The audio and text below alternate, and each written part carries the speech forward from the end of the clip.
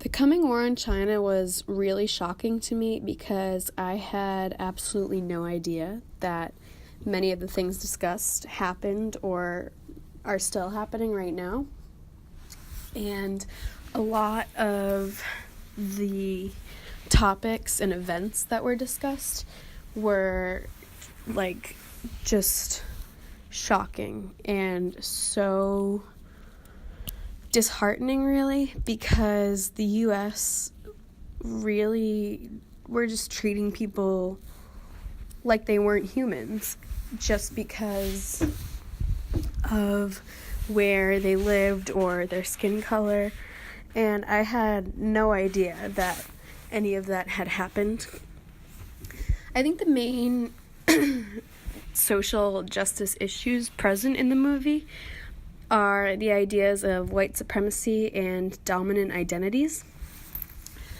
A big part of why the U.S. has done all of these things discussed in the movie and why we have warships surrounding China right now is due to the fear that America has that China is trying to replace us, or that we will lose our so-called dominance to China. And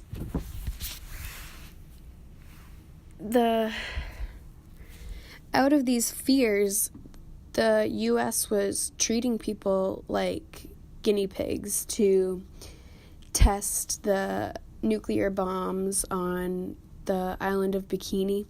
And the bomb created so many lasting effects on the people that were deadly, and it caused so many issues in their home and in their whole community that they couldn't even live there anymore, and it became inhabitable. And even when the people of Bikini were becoming so sick and experiencing all of these effects from the bomb that was dropped on, right near their island, the US would just measure their radiation levels, and they would just be keeping tabs on the effects and not actually try to help them, which is just so sickening to me, because these people are humans and they had no desire to be a part of that, and it was just against their will that they were subjected to all of these tests, which is just so horrible to think about.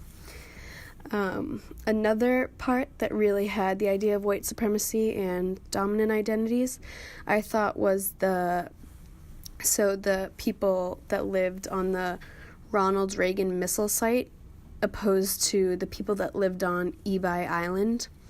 And I really noticed that the people that lived on the Ronald Reagan missile site, it was all Americans that moved there. It was majority white. They lived the American lifestyle on this island. And then just across the water in plain sight, the island of Ebi was terribly neglected. They had no food, water, no resources at all. It was full of poverty and just people living on the streets, and they were majority not white. And that was just so clear and evident to see, which is so disheartening because it's just literally a divide between the water. The water separates the Americans versus the non-Americans, and the resources that they get are dependent on that, which is just so awful. And the yellow peril, which is the fear of China, really has to do with white supremacy and that idea that white America feels as though they're going to lose whatever dominance they think they have over everyone else to China, and that China is trying to take over. Another part that I found really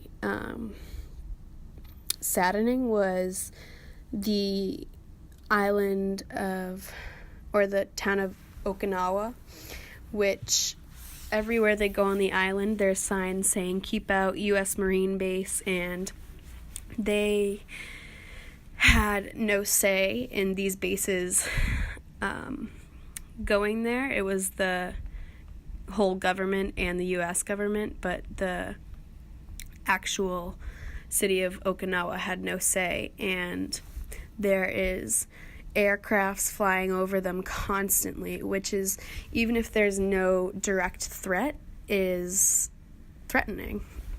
And the aircraft has had problems, and there's been 44 accidents just on Okinawa because of these U.S. Aircrafts who aren't even welcome there. Overall, I really think that America is just trying to instill fear in China, and the idea that the warships that we have surrounding them could bomb them at any moment is just an ever-present threat that America has on them, which is just so unnecessary, I feel. And it all just comes back to the idea of America not wanting to lose this power that we apparently think that we have over everyone else, and the idea that China is going to take over, which is just unprecedented, really.